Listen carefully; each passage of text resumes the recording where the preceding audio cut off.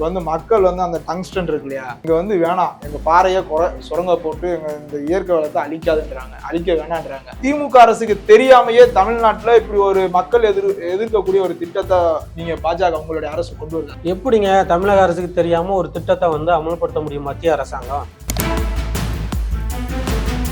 பாஜக தலைவர் அண்ணாமலை வந்து திமுக அரசு தான் குற்றம் சொல்றாரு. திமுக அரசு இந்த திட்டத்துக்கு எல்லா வேலையும் பண்ணிட்டு மக்கள் போராட்டம் நடத்தவும் தன்னை நல்லவர்கள் மாதிரியா காட்டிக்கொள்ள இப்படி பல்டி அடிக்கிறாங்க. ஆமா, அந்த ஒண்ணு எப்படி நீங்க தமிழக அரசுக்கோ இல்ல ஸ்டாலினுக்கோ இங்க இருக்கக்கூடிய அமைச்சருக்கோ இது இந்த விஷயம் தெரியாதுன்னு நினைக்கிறீங்க? நீங்க இவங்களுக்கு எல்லாமே தெரியும், தெரிஞ்சதான் வருது, தெரியாம எப்படியாலும் விடுவாங்க. முதலமைச்சர் ஸ்டாலின் வந்து தூங்கிட்டு இருந்தாரா இல்ல இந்த அமைச்சர் தூங்கிட்டு இருந்தாரா? 1 இயர் ஆச்சு இல்ல. இந்த ஏலமே விடக்கூடாதுன்னு சொல்லி ஏலம் விடுறதுக்கு முன்னாடி எங்களுக்கு அப்செக்ஷன் இருக்குன்னு சொல்லி ஒரு கடிதம் எழுதிருக்க வேண்டியதானே. இப்போ உட்காந்து ஏதோ லவ் லெட்டர் எழுதுற மாதிரி ஸ்டாலின் ஒரு மோடிக்கு லெட்டர் எழுதிருக்கேன், வாட்ஸ்அப் மெசேஜ் பண்ணிருக்கேன்ற மாதிரி ஒரு செய்தி விடுறாரு. ஏன் அதை முதல்ல ஏலம் விடுறதுக்கு முன்னாடி நீங்க பண்றதுக்கு என்ன? ஒரு லெட்டர் காமி, நீ வந்து இந்த ஏலம் விடுறதுக்கு முன்னாடியே இந்த மத்திய அரசுல இருந்து எங்கிட்ட கேட்டாங்க, நாங்க இதுக்கு அப்செக்ஷன் தெரிவிக்கிறோம், எங்களுக்கு இந்த இது குவாரி வேணாம், இந்த சுரங்க வேண்டாம் அப்படின்னு சொல்லி நாங்க ஒரு லெட்டர் கொடுத்தோம் அப்படின்னு சொல்லி இல்ல ஸ்டாலின் அறிக்கை விட சொல்லுங்க. ஏன் விட மாட்டீங்க? இல்ல அமைச்சரை சொல்லுங்க. அமைச்சருக்கு தெரியாதா? ஒரு வருஷத்துக்கு முன்னாடி இங்க வர்றது எல்லாம் அமைச்சருக்கு தெரியாமையா நடந்திருக்கும்? இப்ப மக்கள் அப்படியே கொதிச்செழுதுறானே அப்படியே இது நீங்க போய் அவங்களுக்கு ஆதரவா நிக்கிற மாதிரியும் மோடி அரசாங்கம் ஏதோ மக்களுக்கு விரோதமா நடத்துற மாதிரியும் ஒரு கட்டமைப்பையும் மதுரை மாவட்டத்துல பிஜேபிக்கு எதிராகவும் மோடிக்கு எதிராகவும் மக்களை வந்து தூண்டி விடக்கூடிய அரசியல் ஆதாயத்தை வந்து இந்த அரசியல் கட்சிகள் திமுக வந்து செஞ்சுட்டு இருக்கிறது பச்சையா தெரியுது. இதுல அனைவருக்கும் வணக்கம். நம்முடன் பாஜக நிர்வாகி திரு சங்கரபாண்டி அவங்க வந்திருக்காங்க. வணக்கம் சார். வணக்கங்க. இப்ப மதுரையில வந்து பாத்தீங்கன்னா அரட்டாப்பட்டியில வந்து டங்ஸ்டன் இஷ்யூ வந்து மிகப்பெரிய அளவுல போராட்டமா வெடிச்சிருக்கு. அது மக்கள் மத்தியில பாத்தீங்கன்னா அந்த அரட்டாப்பட்டியை சுத்தியுள்ள சுற்றுமட்டர கிராம மக்கள் மத்தியில பெரிய ஒரு கிளர்ச்சியை ஏற்படுத்தி இருக்கு. இதற்கு முக்கிய காரணம் மத்திய அரசாங்கம் சொல்லிட்டு திமுக, அதிமுக, மற்ற இங்க தமிழகத்தில் உள்ள எல்லா கட்சிகளுமே வந்து கை நீட்டுறது என்னன்னா மத்திய அரசாங்கம் தான் அந்த திட்டத்தை கொண்டு வருது. ஆனால் தமிழக அரசு எக்காந்து கொண்டு இந்த திட்டத்தை கொண்டு வர மாட்டோம்னு சொல்லிட்டு திமுக அமைச்சர் மூர்த்தி போய் அந்த மக்கள்கிட்ட உறுதியும் அளிச்சுட்டு வர்றாரு. அப்படி இருக்கும்போது இன்னைக்கு பாஜக மாநில தலைவர் அண்ணாமலை அவர்கள் வந்து உடனே ஒரு அறிக்கை ஒண்ணு வெளியிடுறாரு. இது முழுக்க முழுக்க திமுக நடத்துற நாடகம் தான். எப்படி மீத்தேன் திட்டத்துல துணை முதல்வராக இருந்த திரு மு.க. ஸ்டாலின் அவர்கள் தெரியாம கையெழுத்திட்டேன்னு சொல்லிட்டு பின்னாடி வந்து சொன்னாரோ, அதே மாதிரியா இந்த திட்டத்துக்கு அனுமதி எல்லாமே வந்து பரிந்துரை செய்தது, மத்திய அரசாங்கத்திடம் பரிந்துரை செய்தது இந்த திமுக அரசு தான் அப்படின்னு சொல்லிட்டு இதுவரையும் பாஜக பக்கம் குற்றச்சாட்டு வச்சு வைத்து கொண்டிருந்த நிலையில் இப்ப வந்து திரு அண்ணாமலை அவர்கள் இதே குற்றச்சாட்டை திமுக பக்கம் திருப்பி விட்டுருக்காரு. இதை பத்தி நீங்க என்ன சார் சொல்றீங்க? குற்றச்சாட்டை திருப்பிலாம் உள்ள அதான் உண்மை. ஏன்னா திமுகவோட ஸ்டைலே வந்து இதுதான். இது தூத்துக்குடியில ஸ்டெர்லைட் ஆலையா இருக்கட்டும், அது கையெழுத்து போட்டதா இருக்கட்டும், திமுக தான் கையெழுத்து போட்டுச்சு. அதுக்கப்புறம் அதை மூட சொல்லி அவங்க தான் போராட்டமும் நடத்தினாங்க. அதே மாதிரி மீத்தேனுக்கு அவங்க தான் டெல்டா பகுதியில், காவிரி டெல்டா பகுதியில் அனுமதி வழங்கினாங்க. அதுக்கப்புறம் அவங்க தான் எதிர்த்து அதுக்கு போராட்டமும் பண்ணாங்க. அதே ஸ்டைல் தான், திமுகவோட ஸ்டைல் தான். இப்போ இங்கே மேலூர் பக்கத்தில் இருக்கக்கூடிய நம்ம அரட்டாப்பட்டி அந்த வில்லேஜர்லேயும் அதே தான் நடக்குது. இது இந்த சுரங்கத்துக்கு வந்து ஏலம் விடுறதுக்கு முன்னாடியே இது 2023 அதாவது கடந்த வருடமே அக்டோபர் மாதமே வந்துட்டு இந்த ப்ராசஸ் வந்து ஸ்டார்ட் ஆயிடுச்சு. அப்போ வந்து விடுறதுக்கான ப்ராசஸ் சொல்றீங்க? ஆமா, ஏலம் விடுறதுக்கு முந்தைய ப்ராசஸ்கள் வந்து ஆரம்பிச்சிட்டாங்க. இது போன வருஷம், அதாவது போன அக்டோபர் மாதம். அப்போ என்ன பண்றாங்கன்னா தமிழ்நாடு அரசோட டான்மின் சொல்லிட்டு இங்க குவாரி இருக்கு, கிரானைட் குவாரி வந்து நம்ம மேலூர் பகுதியில் அரட்டாப்பட்டி அந்த பகுதியில் வந்து அவங்க நடத்திட்டு இருக்காங்க. இது வந்து அரசுக்கு சொந்தமான கிரானைட் குவாரி. இந்த குவாரி என்ன பண்ணுதுன்னா இந்த நிறுவனத்துக்கு ஏலம் விட போறாங்க இல்லையா, ஒரு டென்ஷன் எடுக்கிறதுக்காக ஏலம் விட போறாங்க இல்லையா, அதுக்காக வந்து இந்த உரிமத்தை தமிழக அரசு நடத்தக்கூடிய டாம்னின் நிறுவனத்தோட அந்த உரிமையை வந்து அவங்க விலக்கி கொள்றாங்க. எங்களுக்கு வேண்டாம்னு சொல்லிட்டு கிட்டத்தட்ட 117 ஏக்கர் அவங்க கைவசம் இருந்தக்கூடிய 117 ஏக்கர் நிலப்பரப்பை வந்து திரும்ப ஒப்படைச்சிடுறாங்க. அவங்களுடைய லைசன்ஸும் இது பண்ணிக்கிறாங்க, உரிமத்தையும் ரத்து செய்ய சொல்லி தமிழ்நாடு அரசே பண்ணிக்கிறது. அதாவது தமிழ்நாடு அரசோட நிறுவனம் தான் அந்த டான்மின் நிறுவனம். அப்ப இது வந்து அப்பயே நடந்துருச்சு. அப்பயே தமிழக முதல்வருக்கு ஸ்டாலினுக்கு தெரியும், திமுக தலைவரான ஸ்டாலினுக்கும் தெரியும், வடக்கு மாவட்ட செயலாளராக இருக்கக்கூடிய அண்ணன் அமைச்சர் மூர்த்தி அவர்களுக்கும் இது நல்லாவே தெரியும். அப்பயே தெரியும் ஒரு வருஷத்துக்கு முன்னாடியே. ஏன்னா இது ஏல வர்றதுக்கு முன்னேற்பாடுகள் தான் இது. அப்ப இது எல்லாமே அப்பயே தெரியும். 10 மாசத்துக்கு ஒன் இயர் ஆச்சு. இப்ப வந்து டிசம்பர் வந்துருச்சு. இது போன அக்டோபர்ல நடந்த கூத்து. அப்பயே எல்லாமே தெரிஞ்சிருச்சு.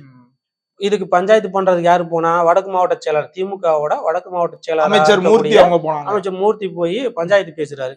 கூட யாரெல்லாம் போனான்னு பாத்தீங்கன்னா எல்லாம் ஒன்றிய கிளை தலைவரே அது இதுன்னு எல்லாம் திமுக நிர்வாகி. இதுல வேற வழி இல்லாம கூட போய் நின்றது யாருன்னா பெரிய புலான், அந்த தொகுதி எம்எல்ஏ பெரிய புலா. அவரு போய் வர வரி இல்லாம ஏன்னா தொகுதி மக்களாச்சேன்னு போய் நிக்கிறாரு. அதுக்கு அடுத்த நாள் தான் போனாரு. அதான் போய் நிக்கிறாரு. அமைச்சர் மூர்த்தி மட்டும் தான் போறாரு. அதுக்கு அடுத்த நாள் தான் பெரிய புலான் போறாரு. அதான் போய் நிக்கிறாங்க இல்லையா. இது பூரா நின்றது யாருன்னா கட்சி நிர்வாகிகள் தான் நின்று இருக்காங்க. அரசு அதிகாரி யாராவது போய் நின்றானா, விஓ இருக்கான், விஓ யாராவது போனானா, தாசில்தார் போனானா, இல்ல மாவட்ட ஆட்சித்தலைவர் யாராவது போனாங்களா? யாருமே போலையா. அரசு அதிகாரி, அரசு சம்பந்தப்பட்ட அரசு ஊழியர்கள் யாராவது இந்த மக்களோட குறை கேட்கறதுக்கு யாராவது போய் நின்றாங்களா? போய் நின்றவன் பூரா திமுக காரன். திமுக காரன் நின்றுருக்கான். இல்ல சார், திமுக காரங்க போனாலும் இன்னைக்கு அமைச்சர் மூர்த்தி மக்களுக்கு ஒரு உத்தரவாதம் கொடுத்துட்டாரு. தமிழக அரசு எந்த காரணத்துக்கு கொண்டு இந்த திட்டத்தை நிறைவேற்றாதுன்னு சொல்லல. மக்களோட கோரிக்கை என்ன சார்? அதான மக்களோட கோரிக்கை என்ன? எங்களுக்கு வந்து இந்த இயற்கை வளம் பாதுகாக்கப்படணும். அதான மக்களோட புரிஞ்சுக்கோங்க. மத்திய அரசாங்கத்தோட மோடி அரசாங்கத்தோட திட்டமே என்னன்னு தெரியுங்களா? அதாவது நம்மளுடைய பொருளாதார வளர்ச்சியோடு நம்மளுடைய பாரம்பரியத்தை பாதுகாப்போட கைகோர்த்து அந்த பொருளாதார வளர்ச்சி எட்டுறதுதான் மோடி அரசாங்கத்தோட இலக்கு.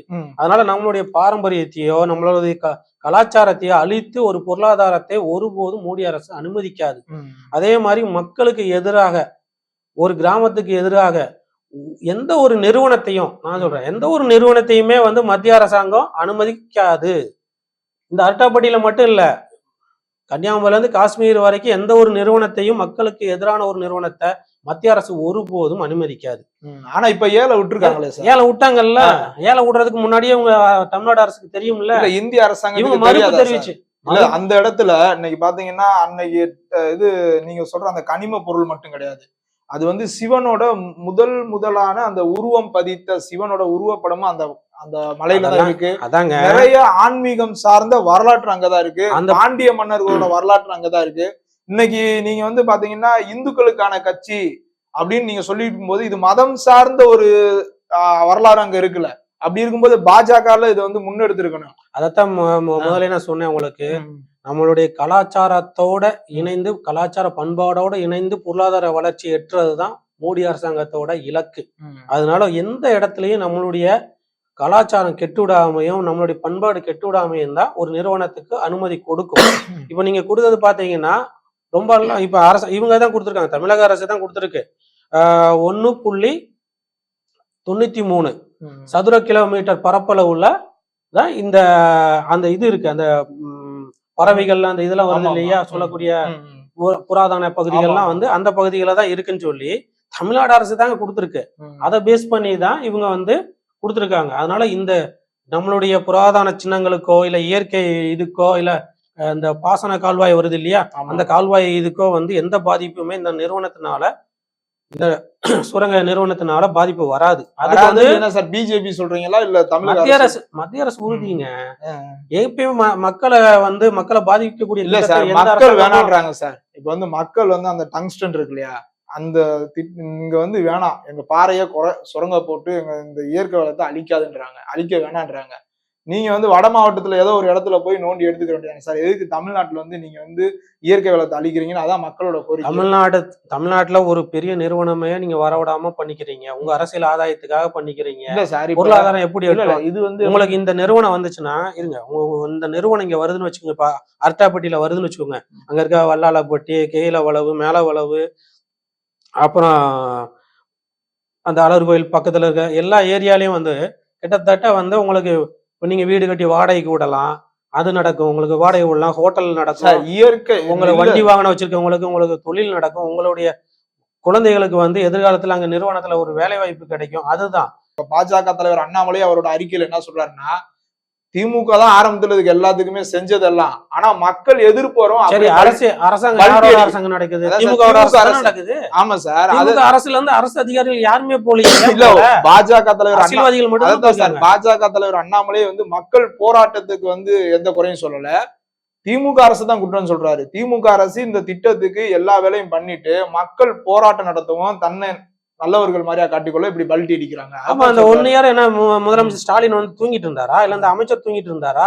1 இயர் ஆச்சு இல்ல. ஏலம் விடுறதுக்கு போது எங்களுக்கு அப்ஜெக்ஷன் இருக்குன்னு ஏதாவது ஒரு லெட்டர் காமிங்க பாப்போம். துரைமுருகன் தானே கனிம வள அமைச்சர், அவரை வச்சு ஒரு எங்களுக்கு வேண்டாம் இந்த ஏலமே விடக்கூடாதுன்னு சொல்லி, ஏலம் விடுறதுக்கு முன்னாடி எங்களுக்கு அப்ஜெக்ஷன் இருக்குன்னு சொல்லி ஒரு கடிதம் எழுதிருக்க வேண்டியதானே. இப்போ உட்காந்து ஏதோ லவ் லெட்டர் எழுதுன மாதிரி ஸ்டாலின் ஒரு மோடிக்கு லெட்டர் எழுதிருக்கேன், வாட்ஸ்அப் மெசேஜ் பண்ணிருக்கேன்ற மாதிரி ஒரு செய்தி விடுறாரு. ஏன் அதை முதல்ல ஏலம் விடுறதுக்கு முன்னாடி நீங்க பண்றதுக்கு என்ன? ஏலம் விடுறதுக்கு முன்னாடியே பண்ணியிருந்தா வந்திருக்காது இல்ல, உங்களோட அப்ஜெக்ஷன் தெரிவிச்சிருக்கணும்ல. அப்பெல்லாம் நான் தூங்கிட்டு இருந்தீங்களா? அப்ப இதுலயே தெரியுது இல்ல உங்களுடைய ரெட்ட வேடம். பாத்தீங்கன்னா தமிழக முதலமைச்சர் வந்து இந்த திட்டத்தை எதிர்த்து ஒரு அறிக்கை விடுறாரு. அந்த அறிக்கைக்கு தான் பாஜக மாநில தலைவர் வந்து பதில் அறிக்கை கொடுக்குறாரு. அப்ப வந்து திமுக அரசுக்கு தெரியாமையே தமிழ்நாட்டுல இப்படி ஒரு மக்கள் எதிர்க்கக்கூடிய ஒரு திட்டத்தை நீங்க பாஜக உங்களுடைய அரசு கொண்டு வருதா சார்? எப்படிங்க தமிழக அரசுக்கு தெரியாம ஒரு திட்டத்தை வந்து அமல்படுத்த முடியும் மத்திய அரசாங்கம்? உதாரணத்துக்கு சொல்றேன், இப்ப என் ஏரியால வீடு கட்டுறேன்னு வச்சுக்கோங்க. அந்த வீட்டுக்கு கட்டுறேன்னா இபி வாங்கணும். இபிக்கு பர்மிஷன் வாங்கணும்ல, போய் இபிக்கு மனு கொடுப்பீங்கல்ல. அப்ப வந்து நீங்க அப்ரூவல் வாங்கணும். அப்ரூவல் வாங்குறதுக்கு யார்கிட்ட போவீங்க? பஞ்சாயத்து தலைவர்கிட்ட அப்ரூவல் வாங்கணும் வீடு கட்டுறதுக்கு. அப்ப பஞ்சாயத்து தலைவர்கிட்ட அப்ரூவல் வாங்கணும். அப்ரூவல் இருந்தாதான் இபிக்காரன் நம்மளுக்கு கரண்ட் கொடுப்பான். கரண்ட் கொடுத்தா தான் நம்ம வீடு கட்ட முடியும். அப்புறம் விஏஓட்ட ஒரு சர்டிபிகேட் வாங்க சொல்லுவாங்க. ஸோ ஒரு சின்ன வீடு கட்டுறதுக்கே ஒரு 10க்கு 10 15க்கு 10 ஒரு வீடு கட்டுறதுக்கே இவ்வளோ ஒரு ப்ரொசீஜர் இருக்கு. அது கிராம மக்களுக்கு நல்லா தெரியும்ல உங்களுக்கு. இதெல்லாம் தெரிஞ்சுதானே பண்ண முடியும். ஒரு நிறுவனம் வருது, அதுக்கு மின்சாரம் யார் கொடுப்பா? மத்திய அரசாங்கம் நேரடியா வந்து கரண்ட் கொடுக்குமா? தமிழக அரசு தானே கரண்ட் கொடுக்கும். ஒரு கரண்ட் இல்லாம ஒரு நிறுவனம் எப்படி நடக்கும் சொல்லுங்க? எப்படி நடக்கும்? அப்ப எப்படி நீங்க தமிழக அரசுக்கோ இல்ல ஸ்டாலினுக்கோ இங்க இருக்கக்கூடிய அமைச்சருக்கோ இந்த விஷயம் தெரியாதுன்னு நினைக்கிறீங்க? நீங்க இவங்களுக்கு எல்லாமே தெரியும், தெரிஞ்சதான் வருது. இல்ல தெரியாம எப்படியாலும் விடுவாங்க சொல்லுங்க. இல்ல சார், ஒரு திட்டத்தை நீங்க இப்ப கொண்டு வர்றீங்க தமிழ்நாட்டுக்கு, ஒரு திட்டத்தை, இப்ப டங்ஸ்டன் இருக்க போற ஒரு திட்டத்தை சார், டெண்டர் விடு வரை மக்களுக்கே தெரியல சார். இப்படி ஒரு திட்டத்தை, ஒரு பிரம்மாண்டத்து திட்டத்தை கொண்டு வரேன்னு சொல்லிட்டு முன்கிட்டே இப்ப எய்ம்ஸ் மருத்துவமனை கொண்டு வரீங்க, கொண்டு வர போறோம்னு சொல்லிட்டு அடிக்கல் நாட்டுறீங்க, விளம்பரப்படுத்துறாங்க அரசியல் கட்சிகள், இதை நாங்க தான் கொண்டு. அந்த மாதிரியா இது ஒரு நல்ல திட்டம்னா முதலே மக்கள் மத்தியில தெரியுற மாதிரியா நல்லா விளம்பரப்படுத்தி கொண்டு வந்திருந்தா அந்த மக்கள் மத்தியில எதிர்ப்பு இருக்கா ஆதரவு இருக்கான்னு தெரியுமில்ல சார். நீங்க இது ஒரு நல்ல திட்டம் தானே, எதுக்கு நீங்க இது அரசாங்கம் ரகசியமா கொண்டு வருது திட்டத்தை? இது திட்டம் இல்லைங்க. ஒரு நிறுவனத்துக்கு ஒரு ஏலம், நிறுவனத்துக்கு வந்து ஒரு தொழில் செய்யறதுக்காக ஏலம் விடுறாங்க. அங்க இருந்து ஒரு கனிமத்தை எடுக்கிறதுக்காக ஏலம் விடுறாங்க. அப்ப ஏலம் விடும் போது அந்த மாநிலத்தோட அரசு கிட்ட தான் அனுமதி கேட்பாங்க. அந்த இடத்தோடைய விவரங்களையும், புள்ளி விவரங்கள், அங்க சாதக பாதக எல்லாத்தையுமே வந்து அங்க இருக்கக்கூடிய அரசாங்கத்திட்ட தான் கேட்பாங்க. அது மாதிரி தமிழக அரசுகிட்ட இருந்து தான் அதெல்லாமே பெறப்பட்டிருக்கு. தமிழக அரசு சொல்லாம நேரடியா வந்து அங்க வந்து ஆராய்ச்சி யாரும் பண்ணிட முடியாது. இது எல்லாமே ஸ்டாலினுக்கும் தெரியும், இங்க இருக்கக்கூடிய அமைச்சருக்கும் தெரியும், அங்க இருக்கக்கூடிய லோக்கல் ஆளுகளுக்கு எல்லாமே தெரியும். இது ஒரு மக்கள் திட்டமா இருந்தா மக்கள்கிட்ட சொல்லுவாங்க. இது வந்து ஒரு ஏலம் விடுறது. இப்போ ஒரு குவாரி ஏலம் விடுறாங்க, குவாரி ஏலம் விடும்போது சொல்லுவாங்கல்ல, விட மாட்டாங்கல்ல. இப்ப கிராம மக்கள்லாம் சேர்ந்து எங்க ஏரியால குவாரிக்கு ஏலம் விடக்கூடாது, கல் குவாரி ஏலம் விடுறாங்க, எங்க ஏரியால விடக்கூடாதுன்னு எல்லாமே இது பண்ணுவாங்க. அதுக்கு முன்னாடி வந்து யாரெல்லாம் பேசுறா? தாசில்தார் வந்து பேசுறாரா, விஓ வந்து பேசுறாரா, மாவட்ட ஆட்சித்தலைவர் வந்து பேசுறாரா? இவங்கெல்லாம் பேசுறாங்கல்ல குவாரி விடுறதுக்கு முன்னாடி, குவாரி ஏலம் விடுறதுக்கு முன்னாடி.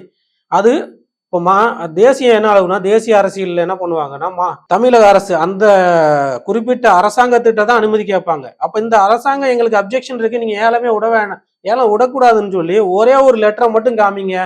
நாங்க எல்லாரும் பிஜேபிக்காரன் எவனும் பேச மாட்டோம், வாய் பொத்திட்டு இருந்துக்கிறோம். ஒரு லெட்டர் காமி, நீ வந்து இந்த ஏலம் விடுறதுக்கு முன்னாடியே இந்த மத்திய அரசுல இருந்து எங்கிட்ட கேட்டாங்க, நாங்க இதுக்கு அப்ஜெக்ஷன் தெரிவிக்கிறோம், எங்களுக்கு இது குவாரி வேணாம், இந்த சுரங்கம் வேண்டாம் அப்படின்னு சொல்லி நாங்க ஒரு லெட்டர் கொடுத்தோம் அப்படின்னு சொல்லி இல்ல ஸ்டாலின் அறிக்கை விட சொல்லுங்க. ஏன் விட மாட்டீங்க?